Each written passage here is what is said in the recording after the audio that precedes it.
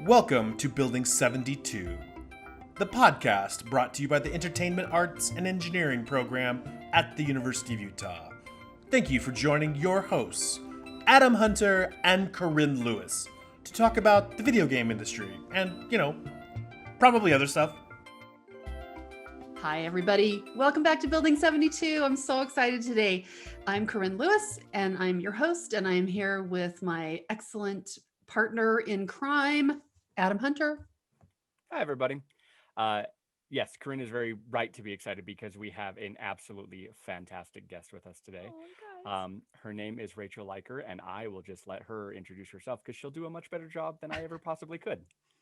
Hello, everyone. My name is Rachel Leiker. I am the lead creative designer at Hardsuit Labs, currently working on Vampire the Masquerade Bloodlines 2.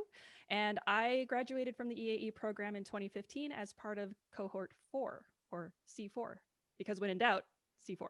I always like the C4 reference when we talked about it as explosions. Although yes. C4 didn't really have a lot of explosions, so we were explosive in terms of success. That's very true. Oh, I agree. I 100% agree. So Rachel was on the same team as one of our previous podcast guests, Kyle Chittenden. Yep. And so it's fun to get to talk to all the this is part of the reason why we're doing this is I miss everybody so much. But fair enough, everybody. Rachel and I are actually friends and have been friends for way before EAE started. I owe my deep abiding love of jalapeno potato chips. Yes. Rachel, this is how we bonded back, I don't know, in 2005 or something. Yeah, something like that. Yeah. College of Humanities. Yep, we both worked for the College of Humanities at the University of Utah. And then when I started EAE with Roger and Bob and Mark and Craig, very quickly we realized we were going to grow. And I talked Rachel into coming over. It took very little convincing. That's a common thread, Corinne convincing people to come join EAE. Not that I know anything about that at all. Well, I just like to work with people I really like, so that's helpful. So that's because obviously Corinne and you have a much bigger history than you and I do. And you had mentioned before we were recording that you were involved in marketing back in the early 2000s. How did you end up in the program and interested in video games as a career? Oh boy, that's a good tale.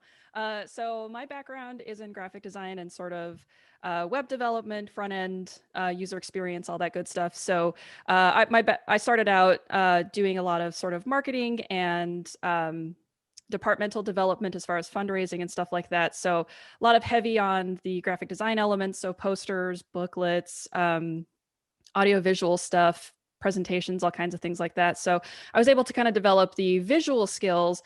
And then when user experience started to become an actual discipline in, the early or the late aughts, if that's a term I can use. Super dating myself right now. This is great.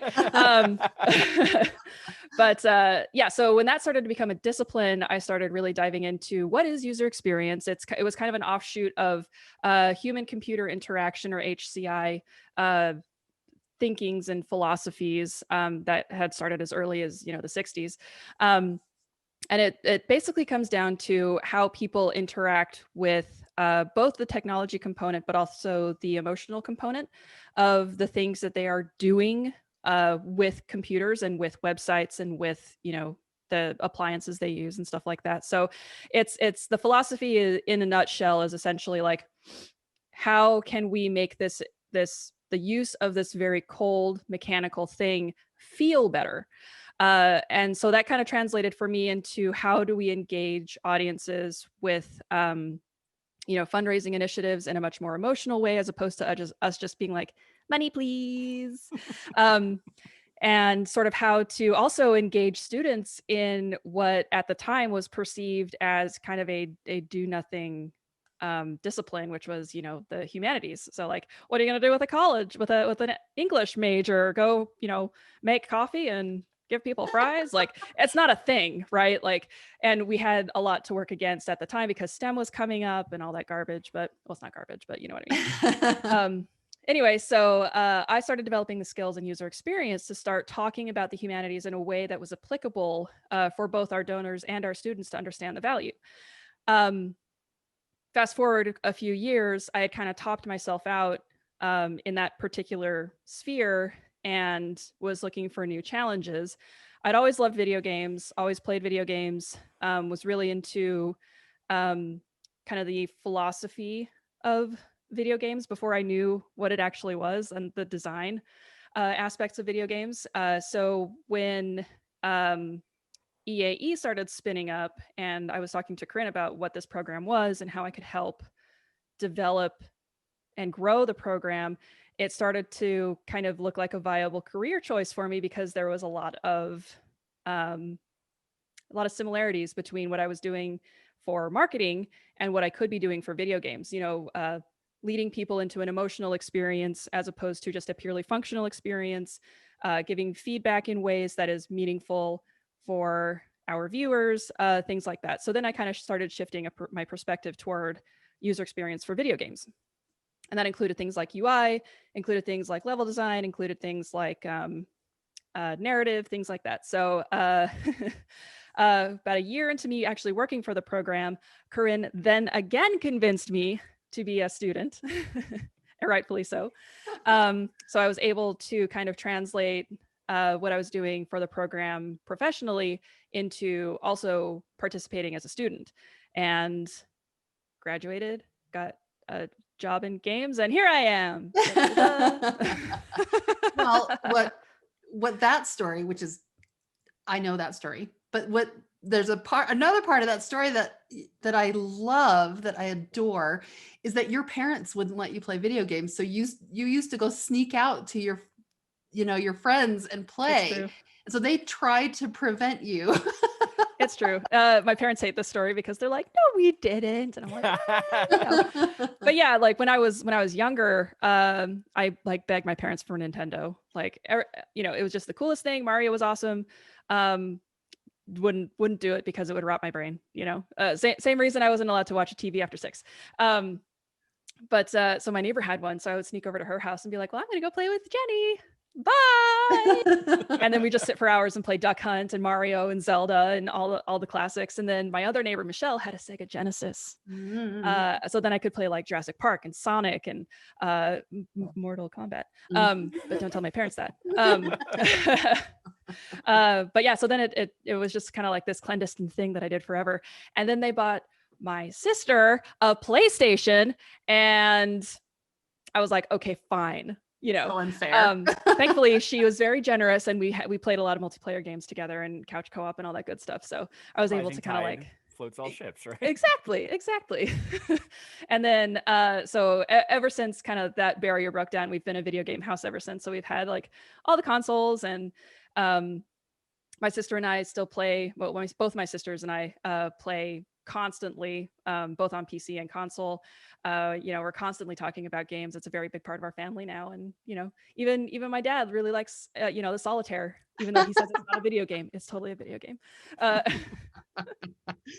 That's funny. I have a quick question, because this is I have not a very similar, but like, I also didn't have a console until I could buy one with my own money. So I'd go to my cousin's house and play.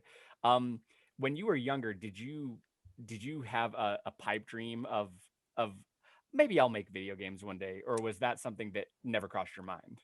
Actually, it never crossed my mind. I wanted to do comic books ever since I was small, and try to develop skills toward that. And then so video games started becoming an option for me kind of when I started delving into user experience. Otherwise, I was just like, oh, it's not going to be a thing for me. Like, nobody works in video games. It's really small and, highly specialized. I don't know how to 3D model, all this other stuff. And then suddenly here I am. So. And do you 3D model? Can you do that? I can model a mean cube. Well, sometimes that's all you need. I can texture it pretty well, as long as it doesn't contain any sort of UV stuff. Sorry, Gabe. Well, one of the coolest things you've ever done was before you came to EAE, and people have ripped it off all over the country about why you should study humanities. Oh yeah, the T-Rex posters, yeah. Yes. Yes. For the College of Humanities, we did this campaign that was kind of framing science with the humanities, or instead of a STEAM discipline, it's a STEM discipline, STEAM.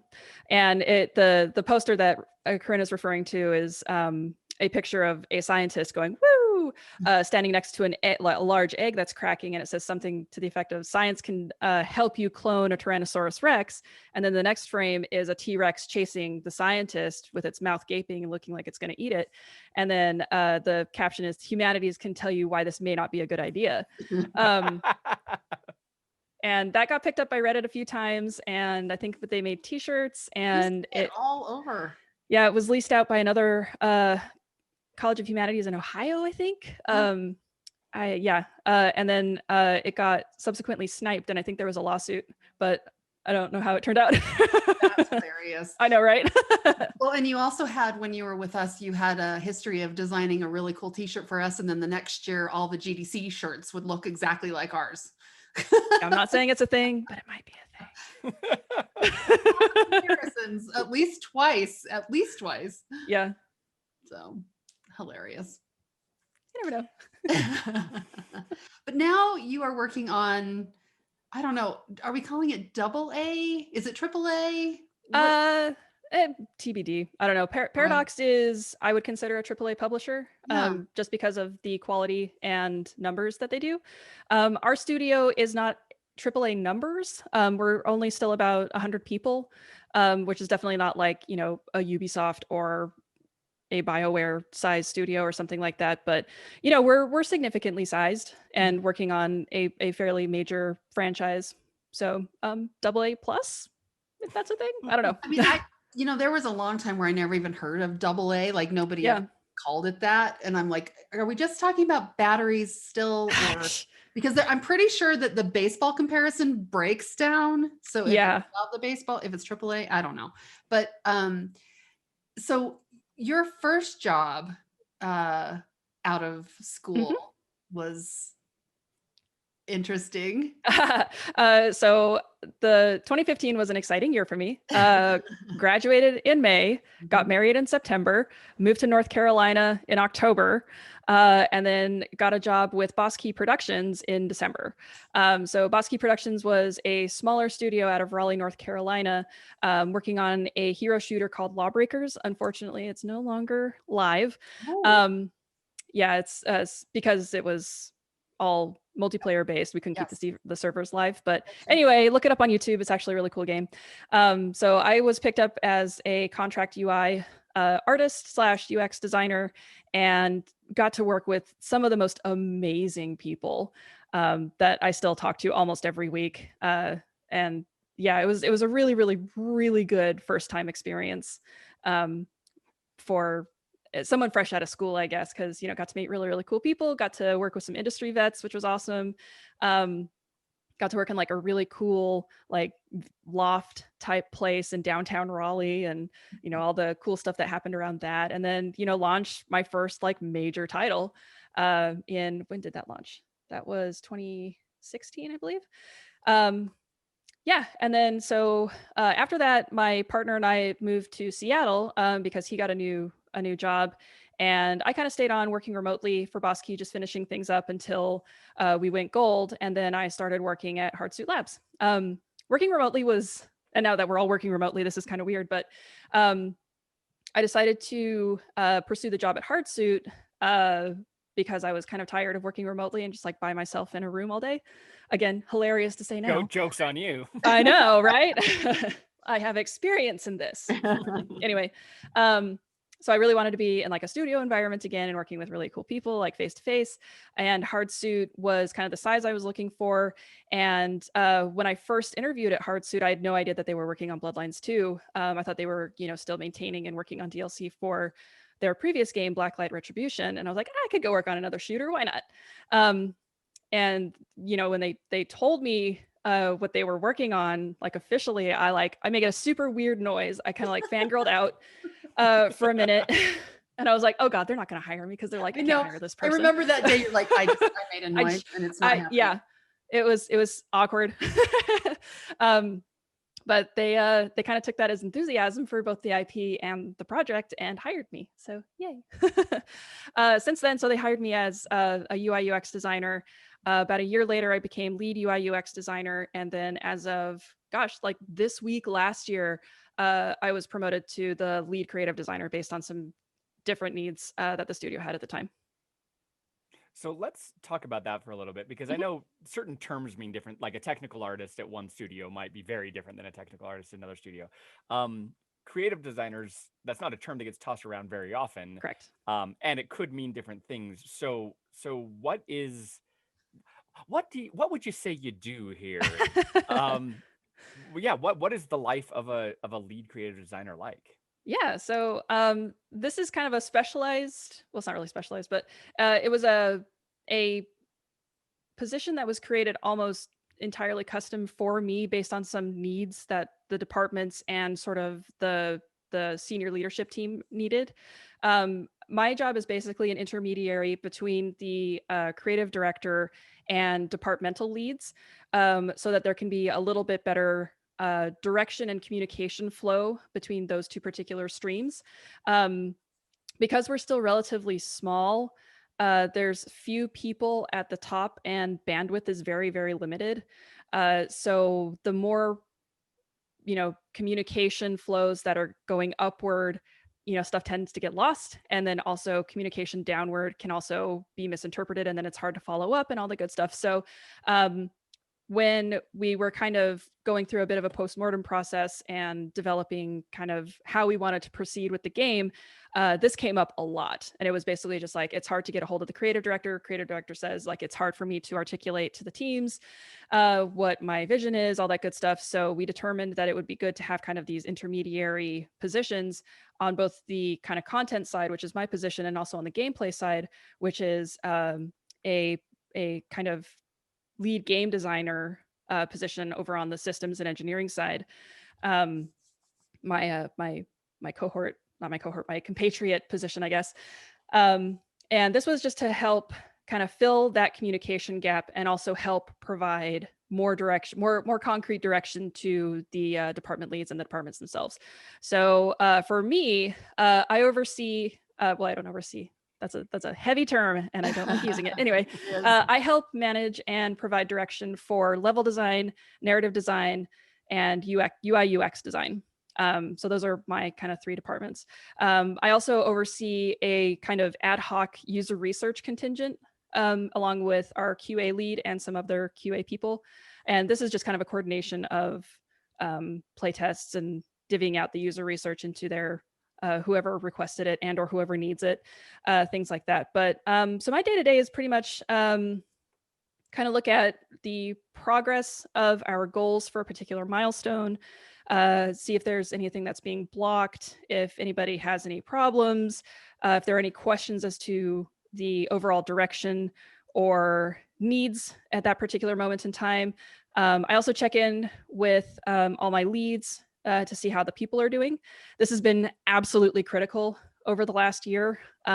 There's been just kind of a greater need to, make sure that people are feeling okay, and that they, are mentally all right, I guess, because, we were all very close when we worked in the studio, and we all, got along really well. And there was always some kind of lunchtime activity going on, or we'd all go to the pub that was right by the studio after hours to, just let loose or whatever. And we can't do that in the COVID era. So, the mental health spike has been very real.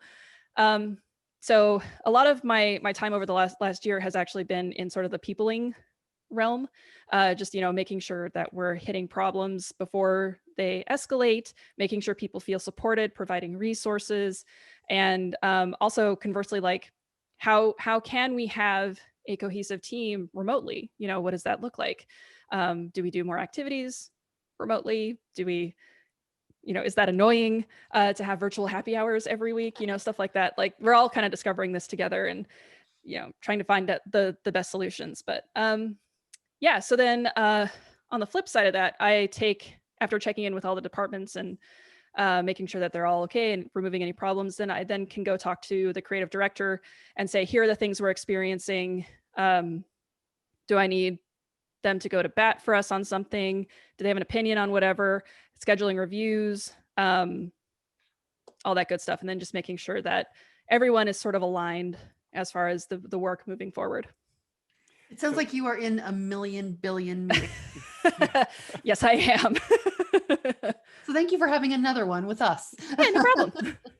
Well, and I find it fascinating when you were talking about, because that falls kind of right in lockstep with the stuff you were talking about earlier about like the human connection and everything. But now you're just kind of working on, at least to a degree, you're working on the user experience of the studio itself, and the users being the employees there.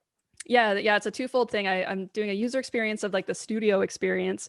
And then one thing I like about this position is I get to have kind of a broader experiential touch across multiple disciplines. So before, and in a lot of studios, UI UX is kind of confined to, user interface and menus, but user experience can be expanded outward to almost every aspect of the game. For example, like in user experience for level design is incredibly important. We just did a major pass on the game on sort of landmarks, where we want the player to be able to step outside and then automatically say, oh, that looks like an interesting area, which is a user experience problem. Yeah. And so from there, we were able to say, okay, what do we want the player to see? What's the hierarchy? What's the most important thing we want them to see when they walk out of a door? How do we tell the player interesting stuff happens here and what kind of interesting stuff they can expect? And these are all really fun design problems that are multidisciplinary and take a lot of coordination between like level design and lighting and environment art and UI and all kinds of stuff. So that's been really fun for me recently, is those kinds of design problems and coordinating the people to help solve them. And that's been really cool. That does sound like fun. Yeah. Do you get to do a lot of leads once they get up into the lead position? They're doing a lot more of the lead stuff and the producerial stuff and the wrangling and the organization. Do you still have time to actually do like the design stuff and to be able to contribute to that stuff? Or are you more kind of making sure everybody else can do that? I'd say about 3/4 of my job is enabling people to do the stuff, and then just providing a direction to go. It's like, go north, and when you head north, do these things. I don't care how you get there, just go. And then about 1/4 of my job is actually being able to like do design. That Very seems cool. like a good combination, because Yeah.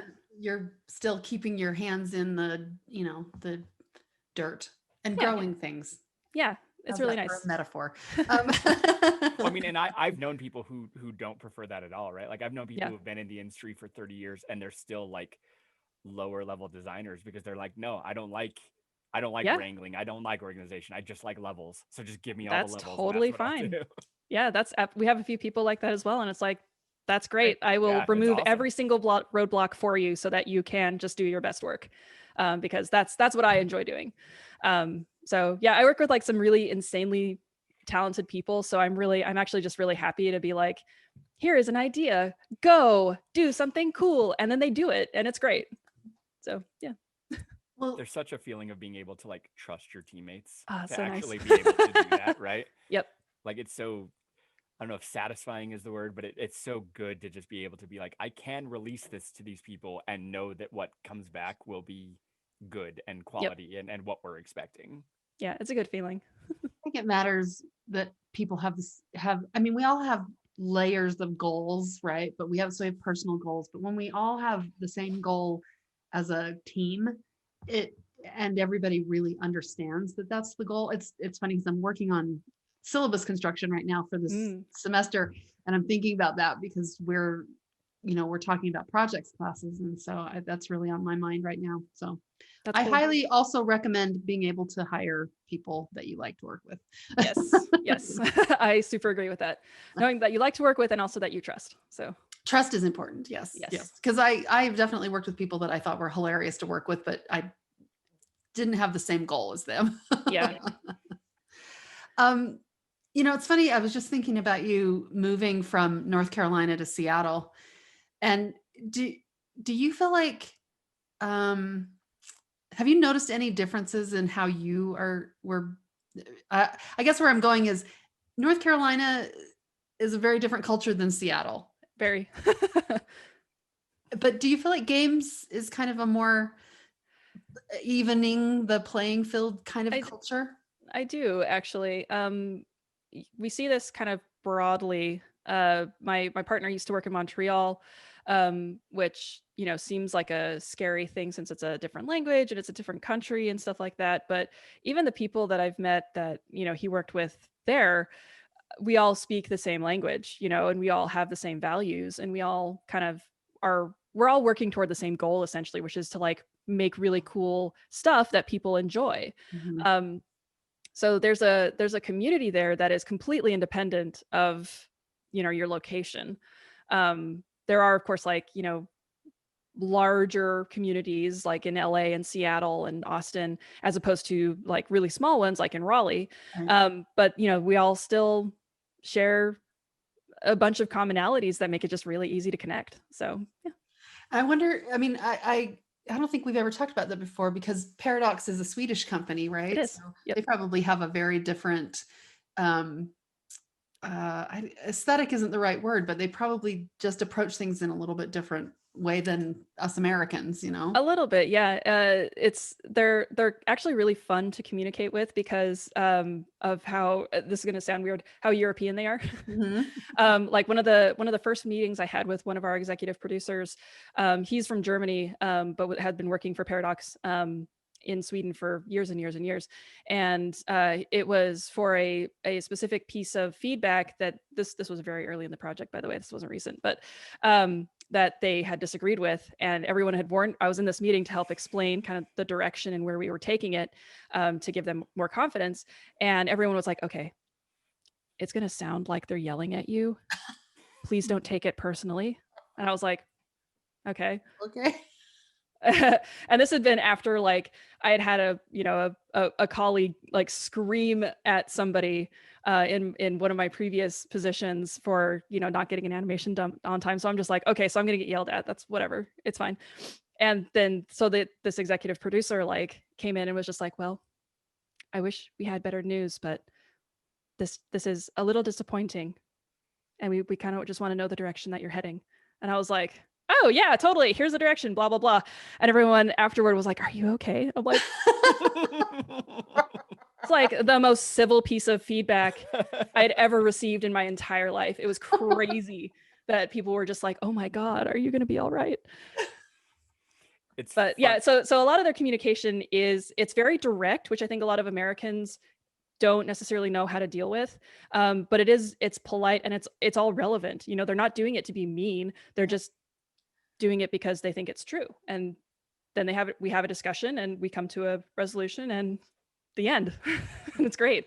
I, for one, particularly enjoy that style of communication, because kind of the way that we tend to talk about it, especially kind of here in Seattle, there tends to be a little bit of a dancing around the actual feedback, that can lead to misunderstanding and misalignment. So when we're communicating directly with our publishers over at Paradox, they tend to be very direct, and it's just kind of refreshing because you always know where you stand. So, Well, have you ever thought that any of that was due to being a woman in the game industry? I guess I feel like I should ask that, but I don't feel like that.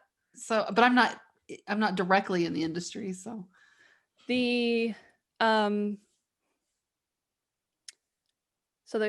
I'll back up this statement by saying that the meetings I am in, I am not the only woman in, but we are of course a minority because games. But the communication that I have experienced is, it goes across both sides, rather than just simply directed at me. So when in this particular context, I don't believe it is because I am a woman and people feel like they need to be gentle with me or whatever. Because I can dish it out just as well as. I was going to say, they don't know you very well. They do now. But yeah, I personally haven't experienced that in my communications with Paradox. You know, being a woman in games is you experience all kinds of things, but but in that particular context, I haven't ever received that kind of intention from them. That's good. This is probably going to sound like a loaded question, but like, well, and this is an honest question because I'm obviously not a woman in the game industry. Is the industry getting better about inclusion and about smashing perceptions and stigmas and things like that, or are there still hurdles that need to be overcome? It's a process.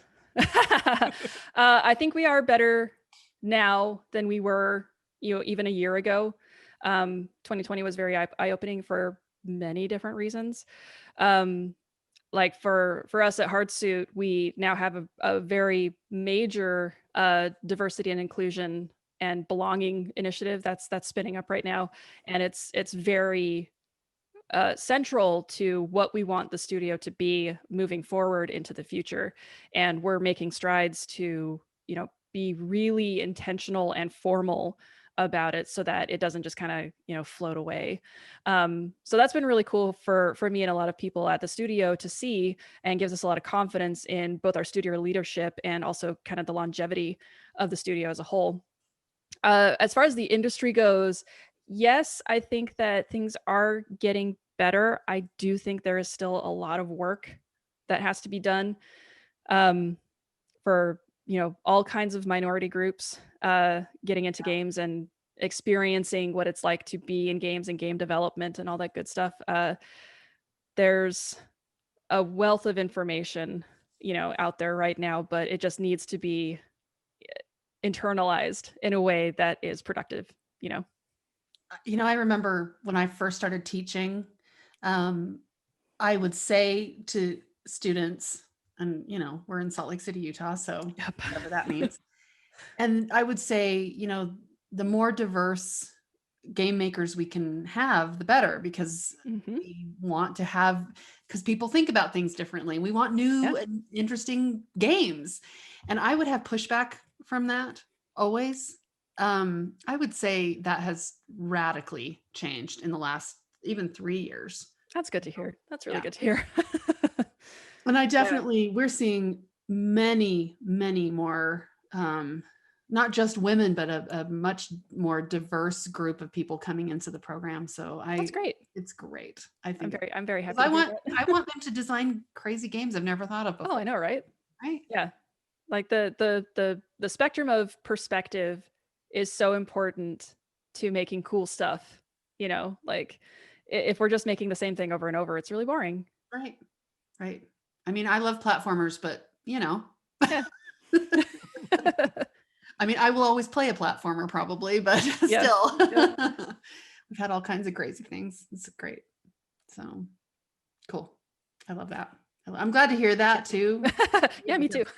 I'm glad to hear that too, because I mean, obviously, again, given kind of my status and everything like that, not status, but given my position in the gaming industry, I'll always hear horror stories, or I'll hear things, and I'll obviously try my best to try and internalize the things and learn the lessons and everything like that. But it can sometimes feel really crappy to be like, it sucks that that's going on, but it also sucks that I can't, like, I don't know firsthand the stuff that's happening, right? I've heard from friends and coworkers and everything like that, but I can't speak to it personally, and that kind of lack of being able to sympathize with it kind of sucks, because it's like, well, sorry that games can be toxic sometimes. Like that's a really, it's bad, right? Yeah. No Well, other way the to good say news it. is, even though you haven't personally experienced it, which good for you, you can still hold others accountable when you do Yes. see it, which is in many ways way more important than having that experience of it yourself. So Yeah, very, very good call. Yeah, and I've said for years, it's like, if you try to tell me that I'm not part of your community, honey, you're not part of mine. I've been playing since Pong. So you don't get to own this tag. Gamer tag applies to me. I mean, it applied to me when you were not alive. So it's true. And also, the biggest demographic in gaming is still women in their 40s. Yes. That no one talks about. So I know. I talk about it because you know, Yeah. I say we're winning, yay. Yep. Yeah. So, and this woman who's over 40 is really excited about playing Bloodlines too. Thank you. I'm excited for you to play it. No, there's Do actually you- lots of stuff coming out that I'm really excited about. So it's Yeah, I do 2021 feel is like gonna be a we're good year. I think that the pandemic working has slowed things down or changed things, but I It think has. it's changing things.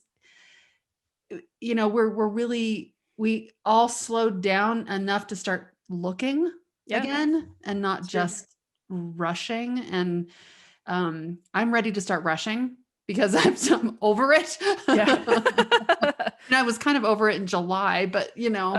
Yeah. Tell me about it. Yeah, one thing that we've kind of seen in the studio as part of the whole COVID thing is we have to be way more intentional about how we communicate. Mhm. And yes, it's to more meetings, and some people are just like, ugh. I'm Um, I'm just which, over that. yes, Mhm. yeah. But at the same time, we've all sort of had to relearn how we're talking to each other, because it's not a quick cruise by somebody's desk anymore, or a large-ish group meeting in a conference room where we have a whiteboard and all that stuff. So we've all had to develop this kind of higher level of articulation and expedience in that articulation that I think has been really interesting, but also really beneficial. And the other thing that we've seen in a lot of positive, so I'm just like user research nerd, and because I've like studied this in our studio, how we give feedback has changed like radically Mhm. in the studio because of COVID. Before there was a little bit of tiptoeing, there was a little bit of, well, I don't want to hurt feelings, but now it's kind of that European model where we're more direct but respectful Mhm. about the feedback and solution oriented. So it's not just like, I think this sucks. It's more like, well, I don't think this is delivering because X, Y, or Z. And that's been really, really beneficial for us in this COVID era, because we're not together and we can't ask follow-up questions easily. And, Slack is a very poor medium for conveying emotion and intention. So That's why emojis exist. oh boy, do we have emojis. Adam is the master of Giphy. Yes, it's a good thing. Yeah. But what we're seeing is just a higher level of verbal and written communication among all of our developers, just by merit of working from home. So that's been kind of interesting. Well, sorry, Adam. No, go for it. I can see you, and it looked like you were about to talk. I was just. Well, You go. You go. No, serious. What I was going to say, I'll say it really fast and then you go. This reminds me of when, because we had the experiences like you were really good friends with people that you were going to school with every day. Yeah. And then the second you graduate, you never see them again. Yeah. And I think that unless you were very intentionally trying to remain friends with people, you just don't. Life rushes in and you have other things to do. And when we're working together, if you aren't intentional about getting time together, it can go sideways. It's so true. So true.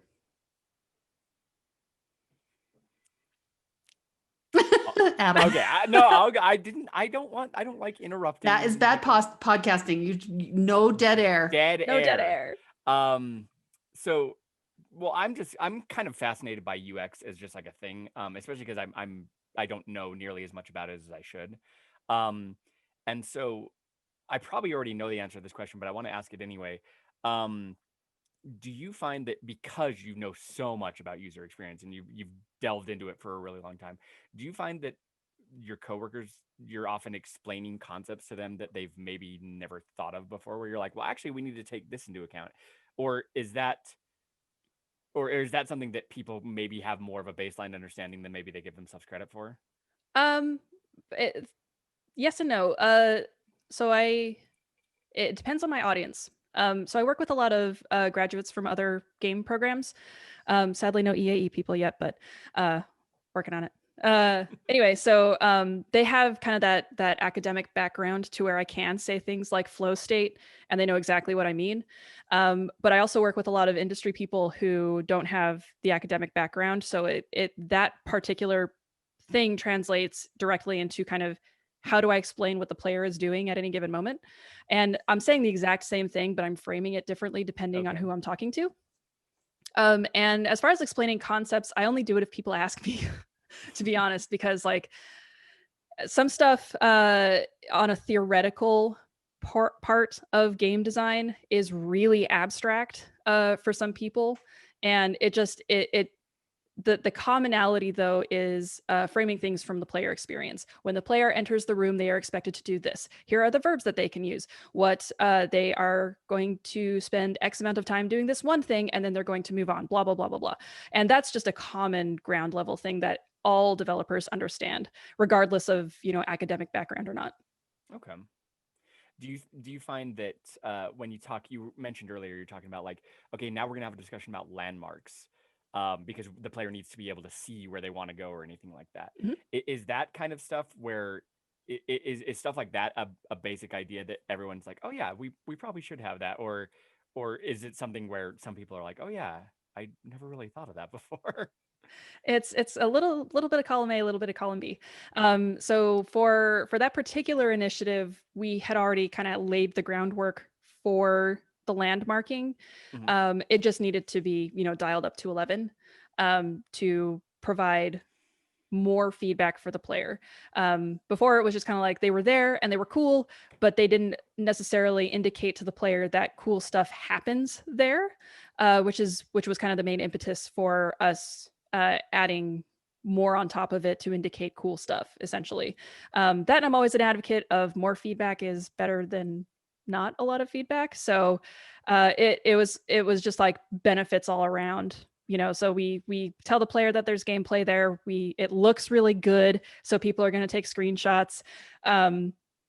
It's good for the team to come up with cool design solutions for how to make it look cooler on a budget.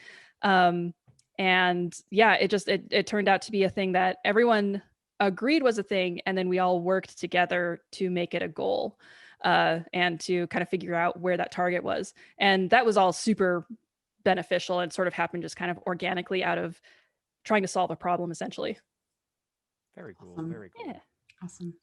Well, we are almost out of time, Oh, no. but we have rapid fire questions for you. We have Ooh, good. the lightning round. Yes. I love lightning rounds. So I guess we'll establish some rules. Okay. We'll put a timer on the clock right now. First answer. There's not really a timer. There's not really a timer. Okay. I was like, Zoom can do that? Whoa. No. No, but we have Connor who can edit it in if we want. Yay, Connor. All right. What is your favorite game of all time and why? Knights of the Old Republic. What? Because it was the first time I had experienced a multi-branching storyline and a way to romance multiple characters. I thought for loved it. sure you were going to say Mass Effect. Nope. Precursor Okay. Mass Effect, though. Same team. This wasn't on the list, but now I have to ask: was that because like everyone usually has their handful of games that they'll say like this was the game that not necessarily made me want to make games, but like this was the game that opened my eyes about something. Is that one of yours? That's probably one of my favorite games to play. The game that opened up my eyes to actual game design and game elements is Baldur's Gate Dark Alliance for the PS2. And the thing that got me was the freaking water shader in all the dungeons. And I was just like, Wow. oh my God, that's so cool. That and just the breadth of their crafting system and how, the stats and all that stuff, how you could build weapons and build into gems the style that you wanted to play. And I was just like, this is so fascinating. Anyway, so that was the game that kind of got me into thinking about game design. But my favorite game from a player perspective is Knights of the Old Republic. Very cool. Very cool. What games are you playing right now? Oh boy. I just 100%ed Assassin's Creed Valhalla because I'm a huge nerd. I'm getting really close on Odyssey. Oh my God. I had like your 180 fault. hours in that game too. Oh my God. I don't even want to know how to look. Yeah. It's okay. Don't it's fine. It's fine. Those games I play those games both because I enjoy them, but also from a content perspective, they're really fascinating on how they feed the player content. And the pacing of it. So I play them half for research, half because I just like them. I agree. Yep. I'm playing Can through. you turn off the research aspect at all? Like, can you just enjoy Sometimes. a game now? Sometimes. I don't research. I intentionally don't do research when I play dungeon crawlers because they're my favorite genre. and I just want to play them.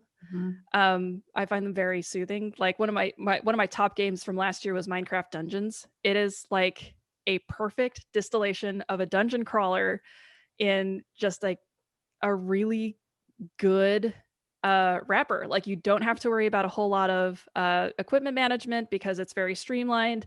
It's fun. It's cute. It's got really great music. So yeah, I turn my brain off when I play dungeon crawlers.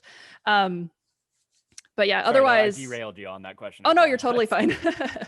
Otherwise, my design brain is on always, like constantly. Like I'm always looking at feedback systems. I'm looking at how the interaction is, what the controls are. I'm looking at UI. I'm looking at sort of. I was playing a lot of. What was I playing a lot of before this?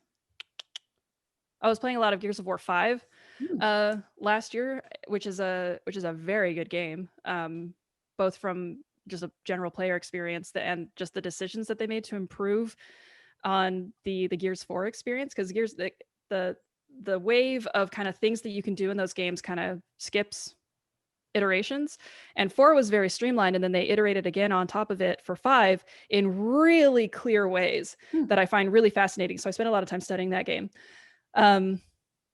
Right now, I'm also playing Hades because everyone's playing Hades and it's great. Everybody's playing Hades. Yep.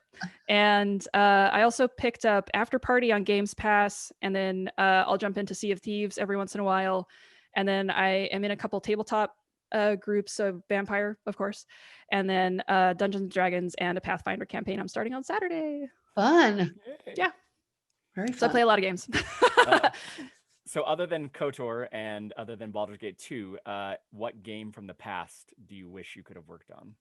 Ooh, that's a good question.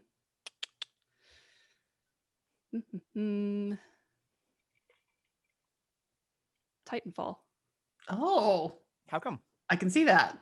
Um, You love that game. I do love that. I love both those games. There are interesting design problems to solve in both of those games. Titanfall 2 is obviously a little bit more successful than the first one for many design reasons, but the problem set of the first game is something that's very interesting to me that I would have liked to help solve. Cool. Very, very cool. We have 2 more left. You're given $10 million in a couple years. What game do you make? Only 10? Or what type of game? Only 10. Okay, 50. You're given $50 million. 50? Only Ooh. 50? Only 50? What's your I'm not made out of money, guys. Come on. Oh gosh. In any game, you're given a studio and they say, Rachel, make us a game. Third person action RPG. Definitely. I would really like to make a The Thing game. I know there was one for Xbox like a million years ago, but yeah, I like the idea of having a game where you have to fight both an external problem and also an internal one that you can't see. I've been playing a lot of Phasmophobia recently as well, and that model applied to The Thing would be really, really cool. Anyway. Very, very cool. That is one of Jason's favorite movies, not just John Carpenter movies. My favorite mine John too. Carpenter movie is not that. Escape from New York? No. Big Trouble in Little China. Oh, yes. It's an excellent movie. That would also make a great game. My top 5. That would make a great game. Holy cow, would that make a great game? The graphic novels that they did with them are great. Ooh, I need to read those. Yes, you should. You should. And the last question we usually like to end on, what advice do you have for students who are listening to this, who are either going to be starting their career soon or are thinking about going into games, or even Rachel from 10 years ago? What advice can you give to the burgeoning game developers of the future? I have 2 things that I like to tell people. One is it's okay to be a nerd about something. Like, don't be afraid to walk into an interview at a place that makes the game that you love and tell them how much you love it. 9 times out of 10, they'll consider that a passion move, and that you are already like, you don't need a lot of training essentially on like the IP or why it's important. And those are all just bonuses. So don't be afraid to be about a nerd about something in an interview. So don't be afraid to squeal when they tell you. Yeah, don't be afraid to make a weird noise when they tell you that they're making one of your favorite games, a sequel. It worked out for you. It did. And then the second thing is when you go to network, and everyone should network, these are your peers. They are not, people on pedestals. They are not people who are above you.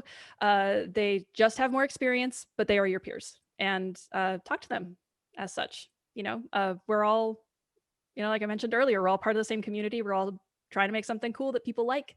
And there's a lot of commonality there. So when you go to network, don't be afraid. And, just talk to people like they're people. I love that. Yeah, that is fantastic. Wow. I love that. Oh, Rachel, it's so great to see you. Thank you so Good to much see for you coming too. and doing our podcast. Anytime. I'm always happy to talk to awesome. you guys. Yep. Thanks, everybody. Thank you. Bye.